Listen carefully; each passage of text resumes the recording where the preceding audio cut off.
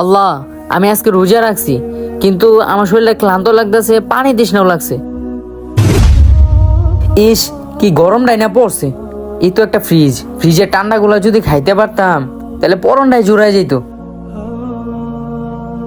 আরে, এগুলা যদি ইফতারে আগে খাইতে পারতাম ভালোই হইতো। খিদা যে লাগছে। আরে, ইফতারে কত রকমের খাবার, মন চাইতেছে সব একবারে খায়া ফেলাই। না, আর তো সইতাছে না।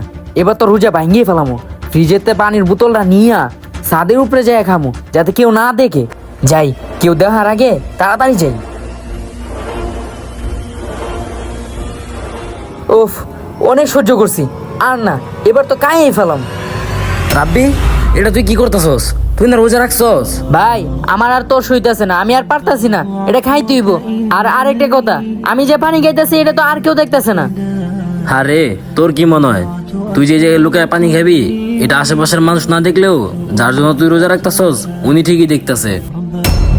আরেকটা কথা সবসময় মনে রাখবি, তুই যে এত কষ্ট করে রোজা রাখতেছস এটার ফল দুনিয়াতে না পাইলেও আখিরাতে ঠিকই পাবি। ভাই, আমি এখনই বড় একটা ভুল করতে নিয়েছিলাম। আপনাকে অনেক ধন্যবাদ ভাই, আমার এত বড় একটা ভুলের থেকে বাঁচানোর জন্য। ঠিক আছে, ইফতারি সময় হয়ে যেতেছে, চল। বন্ধুরা, ভিডিওটা ভালো লাগলে কমেন্টে মাশাআল্লাহ বলে যাবেন।